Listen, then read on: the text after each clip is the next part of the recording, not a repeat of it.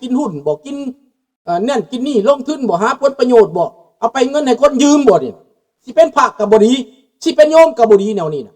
เพราะรัฐบาลเขานั่นเขามีกฎหมายเขาบอกว่า Organist are we no lucrative non-profit organization เจ้าบ่สามารถ abuse ได้เจ้าบ่สามารถผิดกฎหมายได้ท่านไผอยากสู้เรื่องนี้นะก็สู้โลดข้าพเจ้านี่ผ่านศาลมาแล้วนี่หมูบ่ย่านน้ำฮ้อนเลยเรื่องนี้น่ะสิเอาเบิ่งโลดเวลาเฮาขึ้นศาลนี่มันบ่ยอมรับรู้ว่าเฮาขึ้นศาลเพื่อปกป้องอันนี้ได้บางหน้าจืดมันจะข้ามเลยได้บางหน้าจืดได้ข้าพเจ้านี่ถูกห้องขึ้นศาล2 เทื่อพี่น้อง2 เทื่อแล้วเฮานี่การถือฟ้องศาลนี่นะเฮาต้องมีเงินมีคำไปประกันมันบ่ล่ะเฮาต้องมีอันนั้นต่อสู้มีทนายความแม่นบ่พี่น้องนี่แต่มันบ่ยอมรับรู้ได้แล้วไปได้มันเว้าลังคนน่ะมันสิแล้วไปเด้อใดมึงบ่ถูกนะกูถูกนะมึงจักบ่แล้วมึงสิมาเหยียบเกียรติศักดิ์ศรีไว้เฮ็ดหยังมึงสิมาปิดบังไว้เฮ็ดหยังมึงสิมาย่อแต่คนบ่ได้เสียหยังนั่นบ่มึงสิยกย่อปอปั้นตั้งแต่คนบ่ได้เฮ็ดหยังนั่นบ่นี่อันนี้แหละเขาห้องว่าพวกบ่ยุติธรรมดังนั้นพี่น้องเรื่องนี้ต้องเว้าในส่วนรวมนี่อยากอิดน้ออยากปฏิเสธบ่อยากรับรู้เรื่องจริงมันเกิดขึ้นรับหูรับตาผ่านไปแคนเซอร์อยู่ในตัวก็บ่ต้องวักบ่ต้องวินบ่ต้องพินต้องปัวบ่ได้นั่นน่ะคันมันมีหยังก็ต้องซอยกันต้องเว้าต้องว่าต้องเอาความจริงพี่น้องอยู่บนพื้นฐานความจริงสิยืนอยู่ได้เป็นชาติเป็นสังคมก็ได้คันสังคมบ่อยู่ในผลความจริงเอาแต่ประโยชน์ส่วนตนเอาแต่พรรคพวกเอาแต่พี่แต่น้องยกย่อพอปั้นเอาแต่พี่แต่น้องเอาแต่พวกมันบ่แม่นวัดมันบ่แม่นของครอบครัวพี่น้องมันแม่นของส่วนรวมนี่พี่น้องดังนั้นบ้านเมืองก็คือกันบ่แม่นครอบครัวเท่าคำไตเอาลูกเอาเต้ามาเฮ็ดประเทศก็ได้มันบ่แม่นเขาเท่าทองรุ่นพ่อเป็นแล้วลูกเป็นสืบทอดกันมันบ่แม่นแนวนั้นนี่นะพี่น้องนี่ถ้าบ้านเมืองก็คือกันดังนั้นข้าพเจ้าจึงเปิดเผยความจริงอันนี้ออกมาข้าพเจ้าฝากไว้กับสังคมลาวทั่วโลกว่าข้าพเจ้าได้เว้าความจริงแล้ววัดเทพบันดลแม่นหลวงปู่ฟันวัดที่สว่างสูเลขาพระสังฆราชลาวจากวัดญาณนาวากรุงเทพมหานครเป็นผู้ใส่ชื่อวัดเทพบันดลเป็นผู้ให้น้ำมันหยดให้ชื่อบ่แม่นให้น้ำมันหยดให้น้ำให้ชื่อเนาะอันนี้แหละพี่น้องเข้าใจเนาะเพราะฉะนั้นเรื่องการก่อวัดมันบ่เป็นง่ายเลยตั้งวัดขึ้นมานี่วัดที่1มันมีแล้ววัด1นะคันวัดที่1มีแล้วนี้วัดที่2ตั้งขึ้นมานี่วัดที่1บ่ดีใจก็ต้องหาเรื่องหาเล่า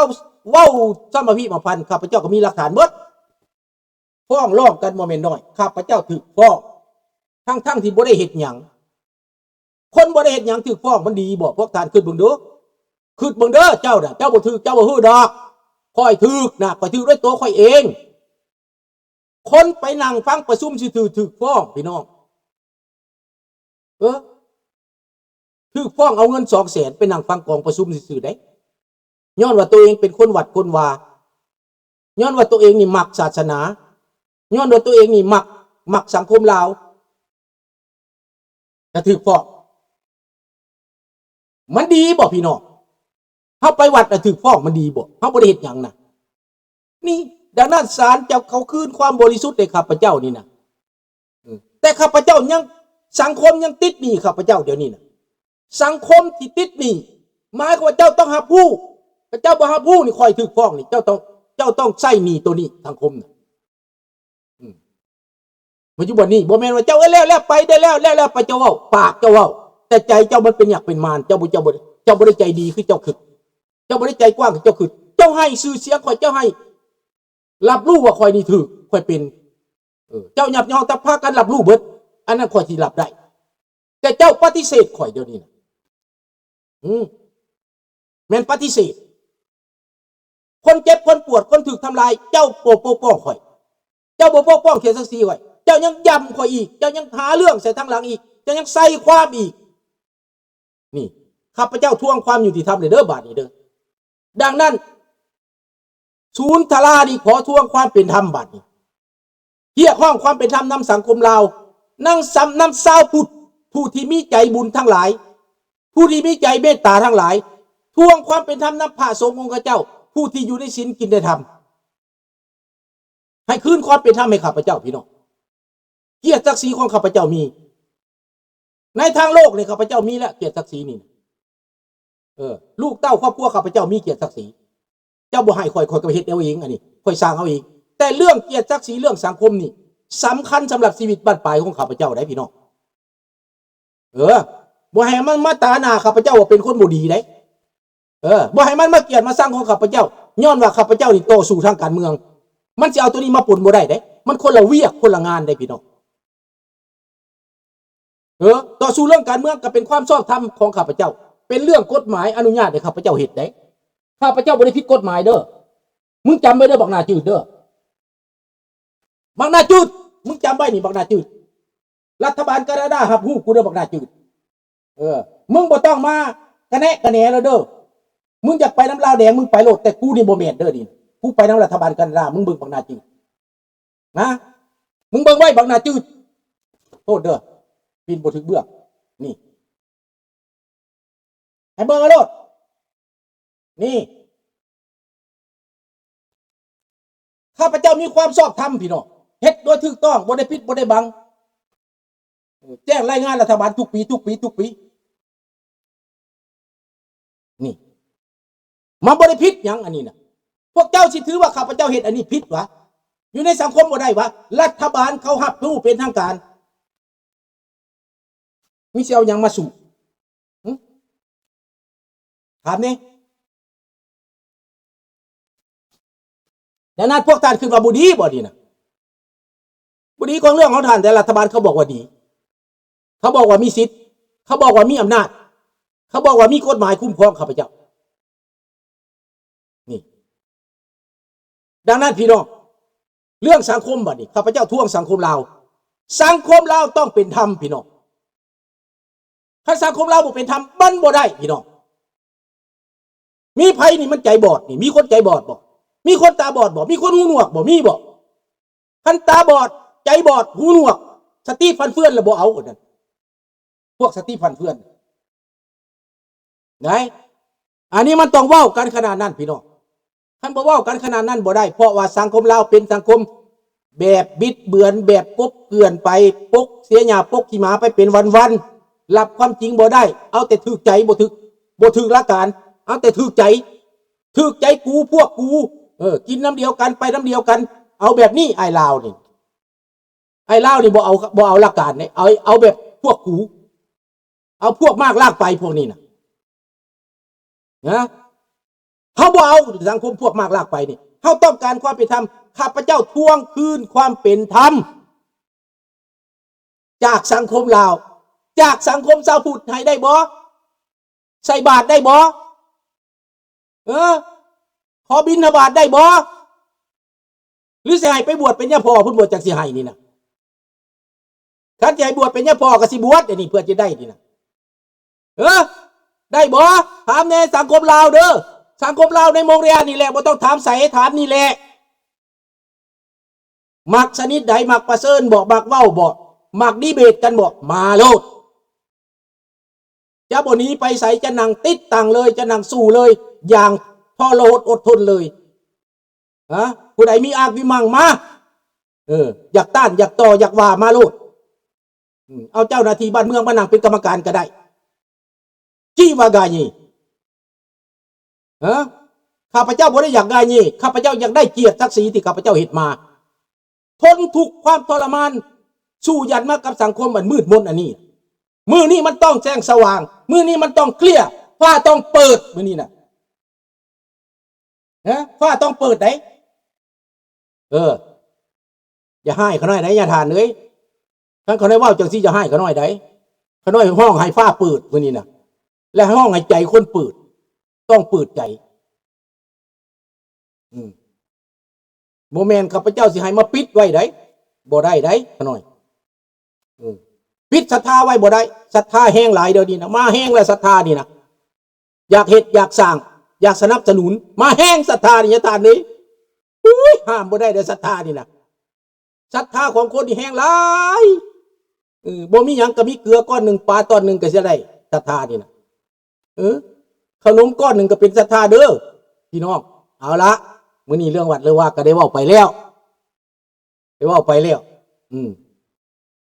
ข้าวต้มตอนหนึ่งก็เป็นศรัทธาเด้อน้ำขวดหนึ่งก็เป็นศรัทธาเด้อแห้งออกบาทหนึ่งก็เป็นศรัทธาเด้อเป็นศรัทธาของอกตนญาติโยมทางนั้นต่อไปสิเทศเป็นพระ ขั้นไปบวชเป็นพระก็ได้พี่น้องเด้อเอาดังนั้นไปการเมืองบัดนี้พี่น้องไปการเมืองการบ้านการสังคมการวัดการว่าก็ได้เว้ามาแล้วสื่อสารไปแล้วแล้วประกาศบัดนี้ประกาศวัดนี้เพิ่นจะเฮ็ดบุญเฟสติวัลเริ่มต้นเฮ็ดบุญพระเวทพี่น้องบุญพระเวทปีนี้แม่นวันที่